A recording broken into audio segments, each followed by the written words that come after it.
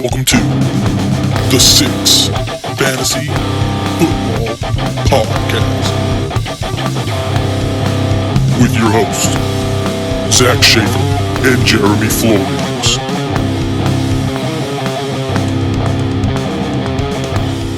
Welcome to the Six Fantasy Football Podcast. I'm your host, Zach Schaefer. With me is Jeremy Flores, live from Charlotte, North Carolina, after the relocation. How's Charlotte treating you? So far, so good, man. It is a different world here. It is not really. It doesn't feel like the South, like Louisiana did, or anything like that. It honestly feels a lot like Kentucky. But don't tell people here because they kind of take offense to it. All right. Well, I am at Jedi Master Zach on Twitter. He is at _Jeremy Flores _. Yeah. This is the Six Fantasy Football Podcast. You can find us on Twitter at the 6FFL. So, man, a lot of big news. I wasn't expecting some big news like this, but let's get into the NFL news of the day. NFL news of the day. The first bit of news, Deshaun Watson's suspension hearing began today. It will run over till tomorrow. Rumors said the league is looking for a minimum of a year suspension, potential of indefinite suspension. I did see a report on Twitter that if they followed NFL guidelines and disciplined him for all 24 cases, it would be 6 games per case, equaling a total of 144 game suspension. So that 1 year is a pretty generous offer. Yeah, I mean that's the best plea deal you could ever get right there. Yeah, his lawyer's probably like, please take that. Oh my gosh, and his agents and everybody. So I'm following a football fan that's a lawyer on Twitter, and one of the things he said is, in a case like this where the NFL is saying we have the evidence we need, and so this plea bargain is of a year minimum is we have the evidence we need, and you're going to take this, and this is the best you're going to get. Yep, and I mean for everybody's sake, like contract wise and everything, they were like, please take that. Oh my goodness. Oh yeah. Well, and then on top of that, the Texans now also being named in a lawsuit by the I think it's from the original 4 girls that sued Deshaun Watson, and there's some new allegations against Watson in those 4. They're accusing the Texans of enabling his behavior. Honestly, it's all real disgusting, realistically. But man, I think it's going to be a year, but I wouldn't be surprised if it's 2, to be quite honest with you. Yeah, I mean, 1 year is just crazy.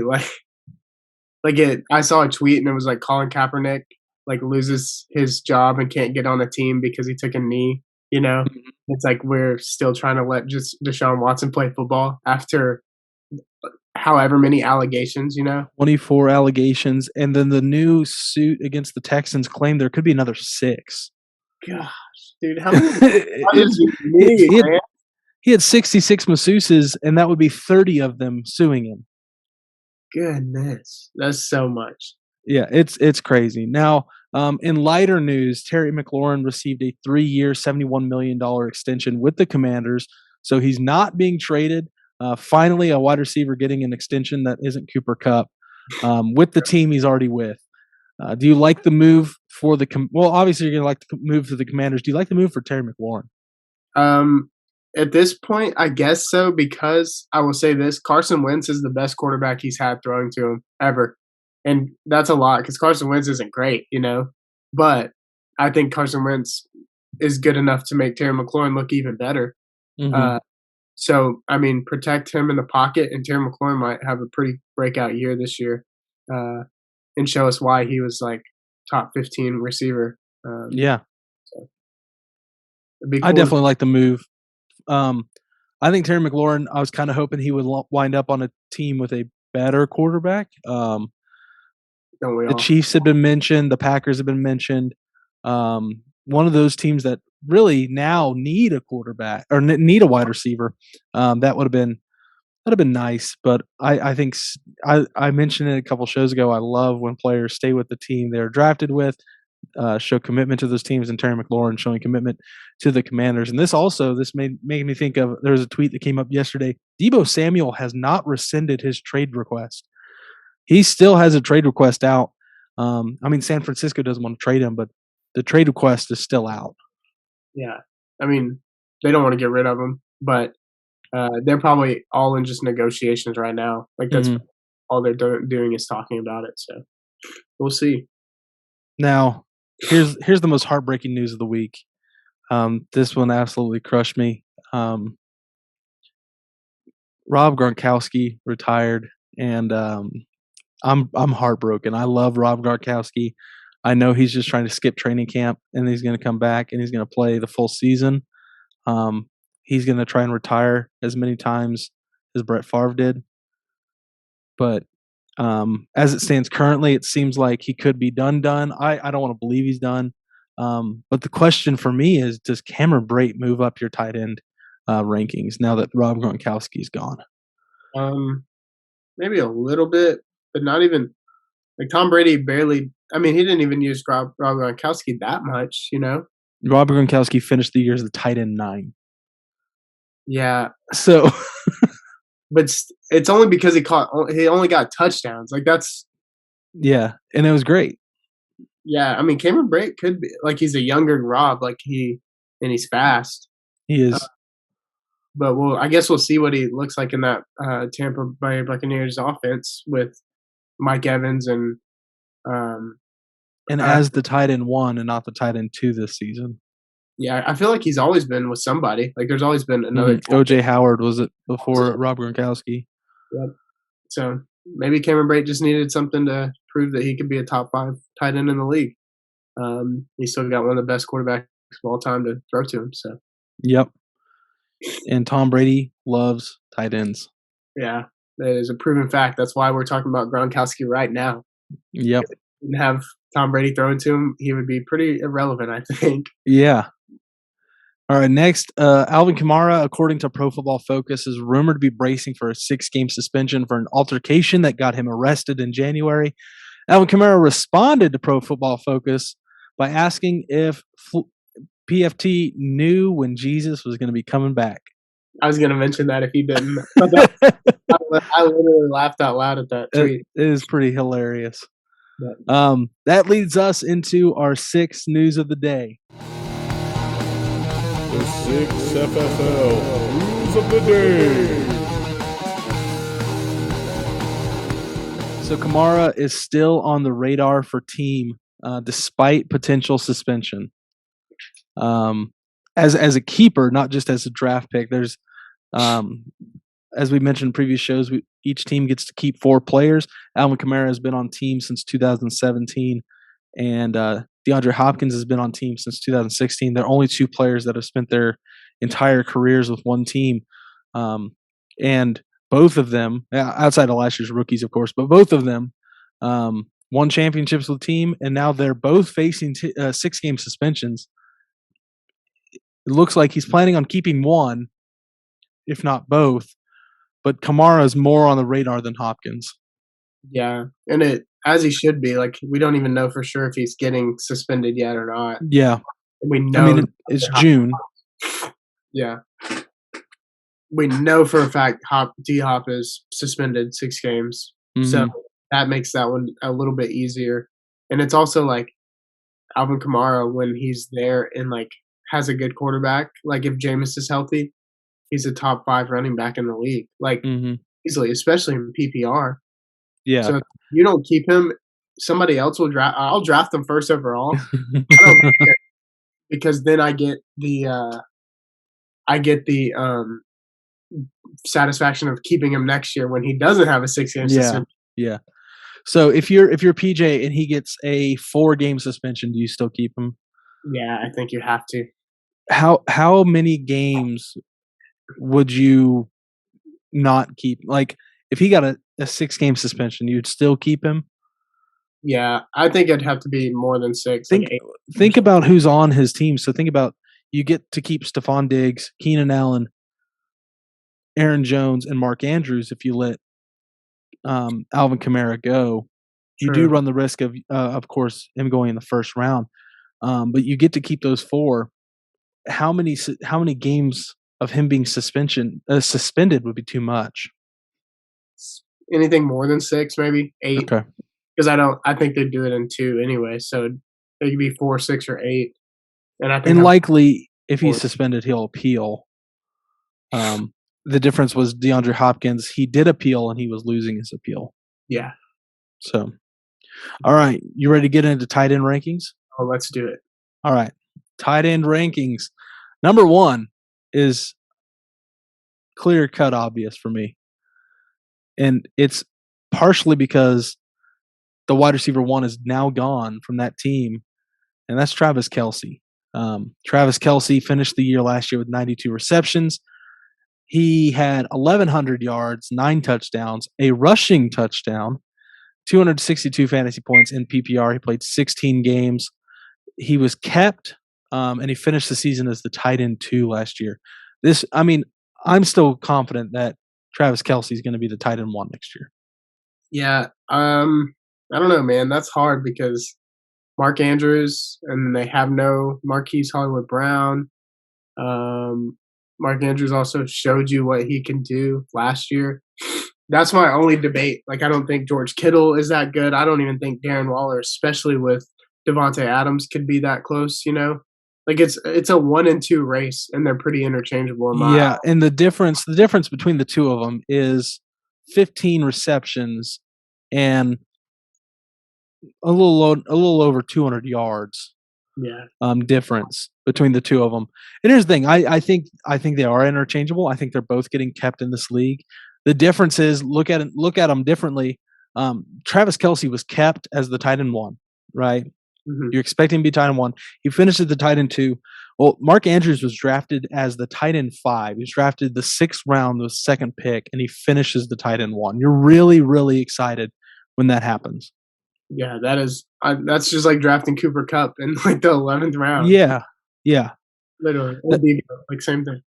That leads us to our number 3, which is George Kittle, who was drafted to be the tight end 3, drafted 204, finished the season as the tight end 4. He had 71 receptions, 910 yards, 6 touchdowns, 198 fantasy points, but he only played 14 games. He did have injury there in the season. I'm lower on George Kittle than you are. I still have him ranked 3, but I feel lower on him than you do.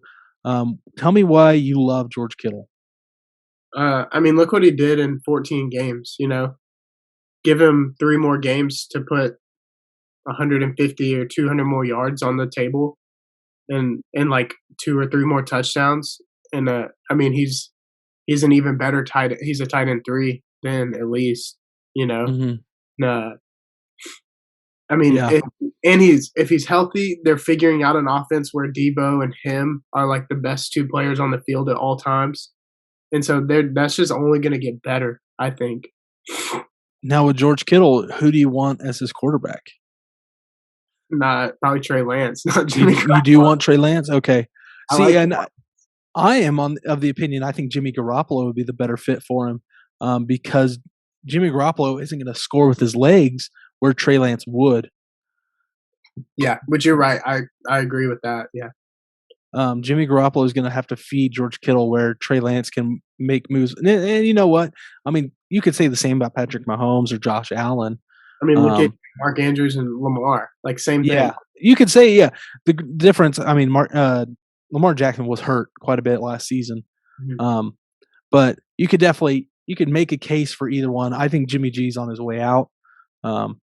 My prediction is Seattle will trade for Baker Mayfield, and I think Cleveland will trade for Jimmy Garoppolo. Yeah, I could see that. That's a good. And then Trey Lance has a starting job, and Yep. it's loose, so Yep. he can make it work really well with George Kittle. Next up, we have Kyle Pitts. He was drafted 8th round, 5th pick to be the tight end 6, which would have been a backup for the team that he was drafted by, and he finished as the tight end 6. He had 68 receptions, 1,026 yards, 1 touch. That's the kicker here. 1 touchdown, 176 fantasy points in 17 games played. 1 touchdown. It's because he played for the Atlanta Poverty. Like they Yeah. couldn't score. No, they They couldn't. really couldn't score. But now Kyle Pitts has Marcus Mariota instead of Matt Ryan. Yeah. I like that less. But you have to hope he's getting in the end zone more. I mean, you would think so. I mean, If you give me 4 more touchdowns, you lower it by 100 yards. Praise the Lord, he's a tight end 5. literally. Kyle Pitts again, 68 receptions, 1,000 yards. You're looking at those numbers at first, and you're going, okay, that's up there with Kittle, and then you see 1 touchdown. Yep. And it is awful. Still finishes a tight end 6, even with just the single touchdown. And he was a rookie. Like that. Yeah, and as a rookie, yes, So playing but for a rookie you drafted 4th overall. Yeah. You'd think you just throw it to him more in the end zone, but that's the Julio curse. Like Julio never scored touchdowns. Yeah. Well, I think his only touchdown, what was it? It came again. It was in London, wasn't it?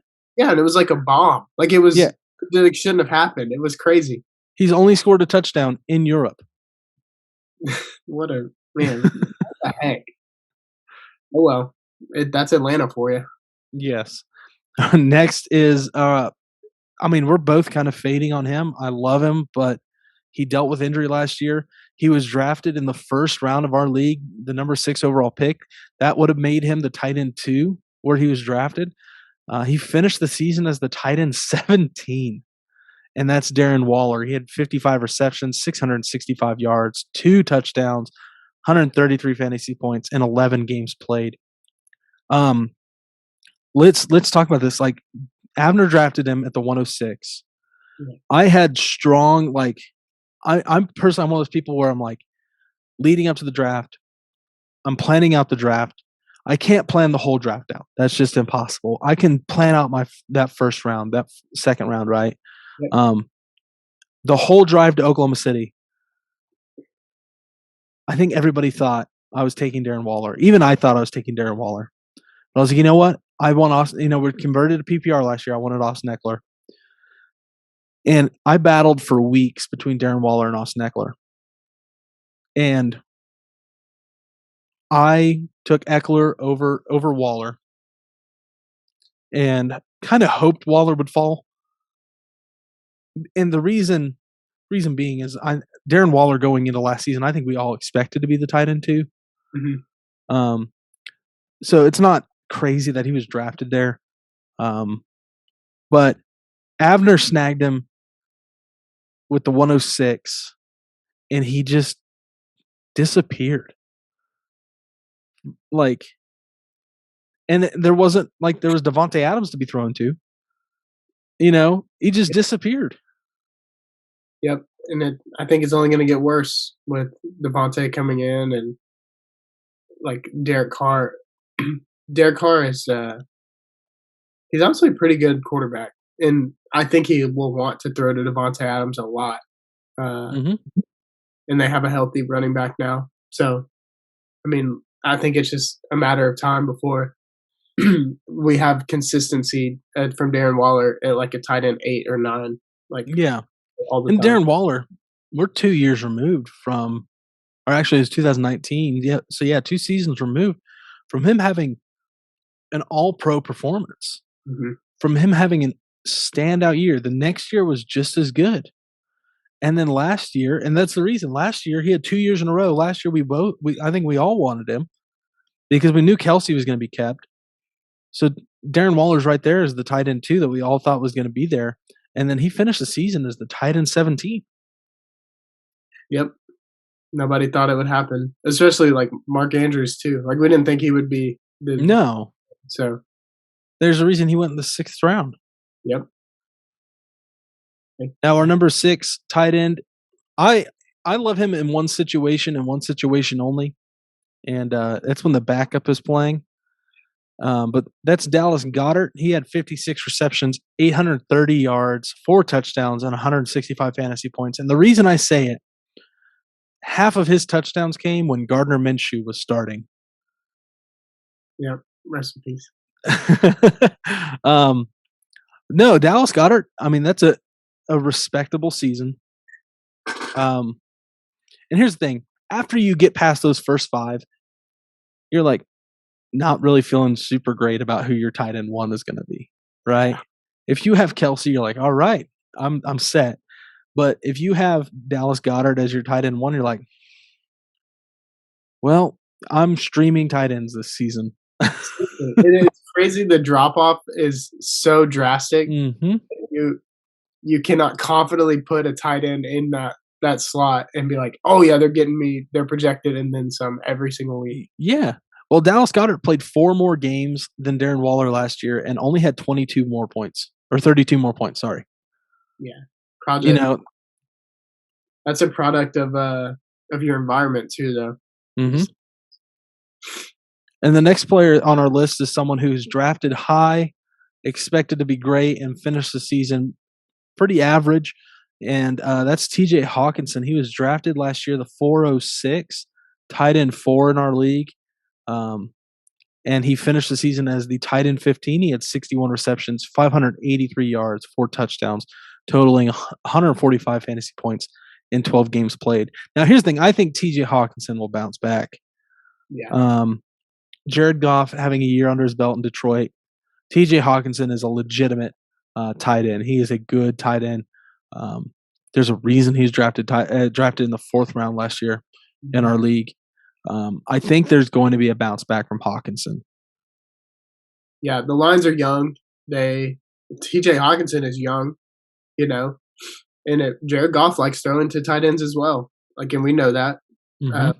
His track record with the Rams or anything, So, I think Hawkins has a good shot of being a tight end 5 or 6, legitimately. If you could get TJ Hawkinson in the 10th round as your tight end 1, would you be really excited? Oh my gosh! Yeah. I mean, okay, think about it. He was last year's tight end 15. Yeah, and you get him in the 10th round. You'd be pretty excited. I'd be very excited. Yeah. It's so bad. This is how bad tight ends are. How much they fluctuate. We're naming 10 tight ends. 4 of these 10 weren't even drafted in our league last year. Next one, tight end 8, is Dawson Knox, and Dawson Knox lived in the end zone last year. Seriously, that's just him. And that was his. I mean, that was his big thing. He lived in the end zone. 49 receptions, 587 yards with 9 touchdowns, 164 fantasy points in 15 games. Yeah, pay credit to Josh Allen there. Josh Allen can scramble, and he just always knows where Dawson Knox is sitting in a zone, and it's great. Dawson Knox. I mean, if I got him as a tight end 1, I'd be pretty excited. I'd still want to stream backups, but I feel like Dawson Knox was if somebody you always streamed as you got him on the best week possible, and he scored 25 points, because he had 2 touchdowns and 80 yards. And I always seem to play him there in those weeks. Yep, and that's how it goes, man. That sucks. Yep. Next up, Dalton Schultz. And Dalton Schultz was not expected to be the starter last year. A lot of people were expecting last year to be Blake Jarwin's season. Mm-hmm. Dalton Schultz came in, 78 receptions, 808 yards, 8 touchdowns, 208 fantasy points. And, I mean, Dallas and Buffalo, and there's a reason their tight ends are on this list. They are high-scoring offenses. Yeah. Dalton Schultz. As a CD Lamb owner, I was pretty frustrated every time Dalton Schultz got a pass because he would just be open all the time, 5-10 yards deep. He was being hit every time. I mean, 78 receptions. That's almost double what Dawson Knox has. Not quite double, but you know what I'm saying. But 808 yards, 8 touchdowns, 200, and I mean, he finished the season higher than Dawson Knox. We just trust Josh Allen more than we trust Dak Prescott, basically. But Dalton Schultz, that man does not drop passes. No. I bet if you looked at his how many times he got targeted, it's probably 85, 78 and 85. And the ones he dropped were bad. They were bad balls. he can catch, and that's what he just caught everything. And so receptions were great. He always was 10 yards and in or out and open, and it's good. Yeah, I want to look up those numbers right now. Since you brought it up, I'm going to go in. I want to look up the stats on how many times Dawson Knox was targeted last season. Or not Dawson Knox, sorry. Dalton Schultz. Because look at this. In standard, Dalton Schultz finished as I want you to guess what he finished as in PPR. Who, Dalton Schultz? Yep. Yep. Was it tight end 11? Nope. Higher. Lower? Higher. Oh, wow. Really? Higher than tight end 11. 15 or 16? No. Oh, sorry. He was ranked higher. Sorry. Oh, okay. Tight end 9? Higher. What? Like tight 7? end 3. Wait, what? Dalton Schultz finished the season as the tight end 3. Because of PPR. Yes. No, in standard as well. That's ridiculous. Okay. Yeah, tight end 3. Well, think about the players we just mentioned. He had 10 more points than George Kittle. Yeah. He had 32 more points than Kyle Pitts. He had 50 more points than Darren Waller. Like, he had 208 fantasy points, so he's 100 shy of Mark Andrews. But Dalton Schultz, man, and that's in 17 games played. But he had you wanted the stat on targets. He had 104 targets and 74 catches. That's not bad. That's So 70 or 75% almost. Yeah.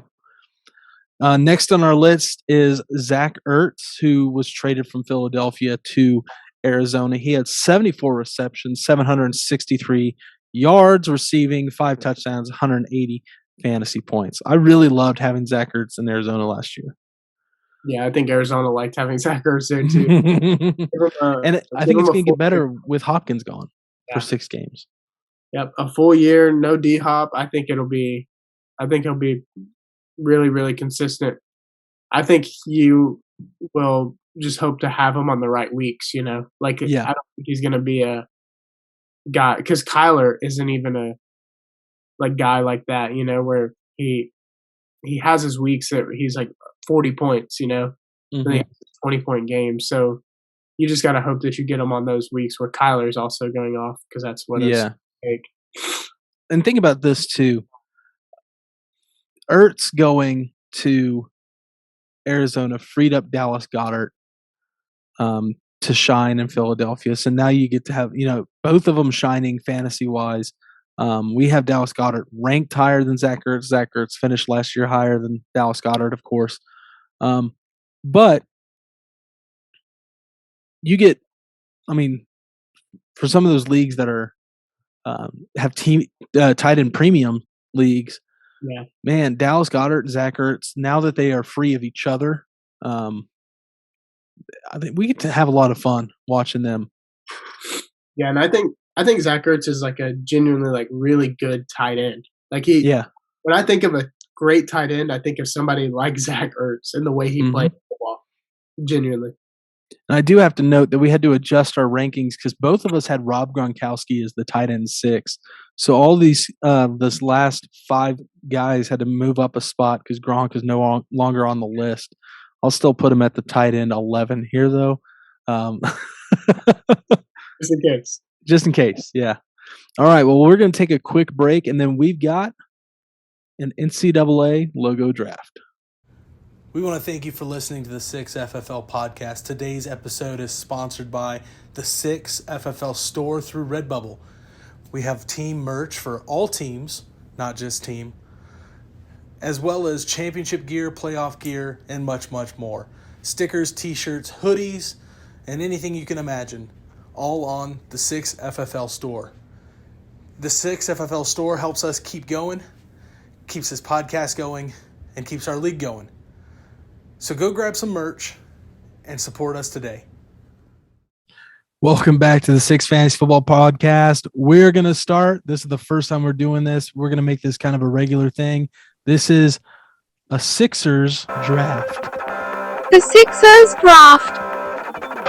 You got us, Bo Callahan! So today we're drafting. This is snake draft, 7 rounds. So there's only 2 of us, so we'll go 7 rounds. And we're going to be drafting NCAA FBS logos. So no FCS teams. We're just going to be choosing our favorite logos from different FBS teams. Jeremy, you get the first pick of this draft. The next time we do a Sixer draft, it'll be me, and we'll alternate from there. So, Jeremy, who is your first pick? I'm kind of nervous. I don't know who you're about to take. So full caveat, Zach and I, we did this and we prefaced we are not allowed to draft our favorite teams. Yeah, So no I Kansas. the LSU Tigers logo, and Yep. Zach drafted the Jayhawk logo. Yep. And I think that's only fair because I probably would have taken LSU first overall. Even though they don't, like, theirs isn't the coolest, Yeah. But all that to say, so my first pick, this is one of my favorite. I'm sorry if I take yours, but this is one of my favorite logos. Seriously, it is the Coastal Carolina. Okay. The Chanticleers. Okay. Okay. I wasn't expecting that. The colors, love the colors so much. I do love that logo. You know what? I have a pick on my list. Like I have a list of like teams that are my best. 3 I'd be happy with, and like 3 I'd be like, yeah, these are my leftovers. And the Chanticleers, I love the logo. Wasn't on any of my lists. So I'm actually gonna take my number 1 pick, and this one, I love this logo so much. I love the color scheme. I love the look of the logo. Eastern Carolina Pirates. Dang it. Okay, that's good. Was that on your list? That was, of course. Even their old logo, this new logo with the skull and crossbones, so good. it's so clean. And I live close to it now. So Yeah. I've seen. I'm gonna it need you to send me some Eastern Carolina stuff with that beautiful logo on it. So- We just took 2 Carolina teams back to back, True. That is funny. South and North. All right. and we're doing snake. So I got another one, and I'm gonna take the Florida Gators. I love the Florida Gators logo. Good pick. That's a great pick. Yeah, it's clean, it's iconic, and you know what? It's one of the few SEC teams that doesn't have a letter in their logo. It's just that straight Gator look. Oh gosh, I need to make sure before I pick this team if it's pickable. Oh, Yeah, I think I can pick this team. Oh gosh, I hope so. it's gonna be James Madison. No, it's They're allowed in 2 years. I can definitely take this team. Okay. Okay, so my second pick, my 204, it is, I think. It'd be 202. Yeah. Oh, duh, I'm an idiot. The University of Alabama, Birmingham. Oh yeah, the Blazers. Yeah, the dragon logo is Yes. so clean. I love it so much. Yes. With the fire. Not on my list. I totally spaced that one. That is a phenomenal logo. I love All right, that. you're back on the board for number 3. Okay. I was nervous that I was gonna be like not able to pick that because I was like, I think this is an FBS. It's a good logo, yeah. And it is an FBS school, yeah. They did get rid of football for a little bit. I think that was in 2017. They reintroduced football. I believe in 2019. All right. So my next pick is just I'm going like off of personal favorites. Mhm. Not Oh yeah. I love the schools or anything, just because I love this logo so much. But I'm going to go with the University of Connecticut. Oh, UConn's logo. Good logo. UConn's logo. The wolf looks so good. And it's so iconic. Yeah. I'm really happy that in all these picks you haven't taken any of mine. Dang it. I wanna That's take- that's the point. what's been great, because my next pick is going to be the NC State Wolfpack logo. And then The Another- sailor hat logo, it's so clean. that's a good pick. Yeah, I love it's crisp. And then my next one, I'm going to go west of the Mississippi for this one, okay? This one is a little bit more plain. My other 3 picks have been very detailed. This one's a little bit more plain, but I think just as iconic as the Gator, the Colorado Buffaloes. That's such a good pick. I knew one of us is going to pick it. I knew it. I love that logo. Yep. Okay, so for my next 2, one of them is going to be something that I still just like. Then I'm going to go with a couple of like more iconic, like you have to get some just really good, like, oh, you know that logo when you see it kind of thing. Mhm. So my next pick is going to be Kent State. Not the Zips. That's Akron. Sorry, Yeah. the Golden Flashes. Yes. Yeah, good I logo. love their logo a lot. It looks really good. Again, the colors, the colors do a lot for me. Yeah, And so the blue and the yellow looks really good. So that's going to be that pick. My next one will be, oh gosh, as much as this pains me to say, because I don't like this team at all. But yeah, that's literally what I was. I had a guess. Yeah, Right. it's a good logo. It's a classic. It's just so classic. You have to. The Longhorns, you see it, you know what it means. You see a live Longhorn in a field driving. Texas Longhorns. Oh, yeah, Texas Longhorns, makes sense. Yep. So I had to go with that. All right, I'm going to stay west of the Mississippi here. This time I'm going West Coast completely. Fresno State Bulldogs. Wow. I love Fresno State's logo. It gets away from like the look that Mississippi State and Georgia have with their Bulldog. It's really clean. And then my next one, I could probably get it in the 7th round, but I love this logo. It hits me close to home because that's where I'm from, but it's the New Mexico Lobos. I love the New Mexico Lobos look. I love that. It's a great logo. That's good. All right, you got 2 more. Yeah, and this is my last 2 route. This is my Last team. 2, yep. Okay, this is going to be tough because I have a couple in mind, and I want to take something that is on yours, but I don't even know what to take. Like so many, like so much, and it's ridiculous. So there's like 150 teams. So I know. So I think I want to go iconic more than anything. So this is hard. I'm pivoting. Oh gosh, I'm tilting big time. Tilting. Pivot! Pivot! Give me Florida State Seminoles. Oh yeah, classic look. As they haven't changed it yet, honestly. Mm-hmm. So, I'll take Florida State Seminoles, and then my last pick. I have to go this iconic West Coast. Oregon. Give me the Ducks. One of my least favorite logos of all time. It's just an O. Hey, it's you know what it means, baby. That's what I was going for. All right, so who's your team? Wrap it up for me. Let's go. I I got Coastal Carolina, Kent State, University of Alabama, Birmingham. I have Oregon Ducks. I have the Texas Longhorns. I have Florida State Seminoles, and one other team I'm blanking on now. I don't remember. I'm blanking. Give me a second. I'm also blanking. Yeah. Give me 1 minute. No. I have a list here. So go Coastal ahead. Carolina, Yeah, Coastal Carolina, UAB, Penn State, UAB, Texas Longhorns. Who else?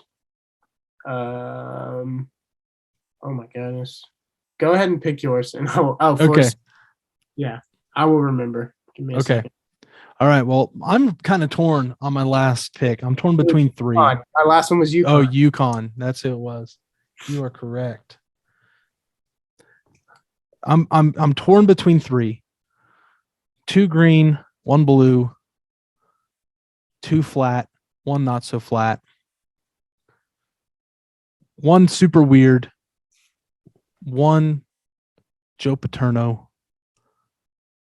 I'm going to go with, oh man, this is close. I've already taken 1 Colorado school. I don't know if I want to take Colorado State because that's Colorado State's one. I'm going to take the Tulane Green Wave. That's my last pick. I almost took them last round, and then I tilted and went New Mexico. I love the Tulane logo. Yeah. What do you do with my alma mater in state, not school? Yeah. I love Tulane, their logo. So I finish up with Eastern Carolina, Florida, NC State, Colorado, Fresno State, New Mexico, and then Tulane. Yep. Good And you picks. know what? This is how bad it went for you. I got all 6 of my top 6. I think it's funny though, because it's all subjective. Like Oh yeah. this is one that people will look at and be like, "Oh yeah, I like that logo, but not that one," or whatever. Thank goodness neither of us took Alabama's ugly logo or any of the Big Ten just I logos. I hate those. Like, They're so the OU with the O and the U in it, the West Virginia logo, all those are awful. I'm glad you at least, if we were going to take a Big 12 team, you took the Big 12 team that actually had a logo, not just a letter. yeah, And you know what? Kansas State, as much as I dislike Kansas State probably could have been on my board. They have a pretty I cool thought you were logo. gonna take Kansas State. Honestly, when you said Yeah. when you said something earlier, it made me think of Kansas State, and I was like, I feel like he could take it, and I would not be Yeah. shocked. Yeah, I really like their logo. And you know what? I hate the University of Missouri, but their logo gets slept on because Yeah. it's pretty clean. A sleeper like Arkansas Razorbacks logo. Yep, I have them. Um, Colorado State's on my list. The last 3 that I was like would have been okay with was Duke, Penn State, and University of North Texas. oh, yeah, and I also thought about UCLA just because of like That's What it- iconic. Good Yeah. good colors. I love the color so much. If Arizona State wouldn't have changed their logo and they would have still had the pickaxe dude, Oh, or that'd not the be- pickaxe dude, the pitchfork dude. Pickaxe dude was the was UTEP. Yeah. Oh, I Yeah. like that's. Yeah. Good. All right. Well, this wraps up our draft. Give me your 7 one more time. Let's see. I got Kent State. I got Oregon Ducks, Texas Longhorns, UConn. I have Florida State Seminoles. I got oh goodness, who else? Why is my mind blanking? I closed my list. UAB. Oh yeah, University of Alabama Birmingham and oh gosh, Coastal my- Carolina. it was my first pick. That was like 15 minutes ago. Yeah. And I wrapped up with Eastern Carolina, Florida, NC State, Colorado, Fresno State, University of New Mexico, and Tulane. So this wraps up our 5th episode of the show. Next episode is going to be a super fun one. It'll be the 6th FFL mock draft. Hopefully we'll get to do a couple of those before the draft is coming. We are under 60 days to the 6th FFL draft. You got your tickets purchased already? Yeah, I did. Got tickets and everything. I'm ready. Let's go. All right. We will catch you next time. See you later. Peace. Thank you for listening to another edition of the 6 Fantasy Football Podcast. Don't forget to follow us on Twitter @6FFL. Hit like and subscribe and hit the bell on YouTube. Follow on Spotify and check out our website, the6FFL.wixsite.com/the6.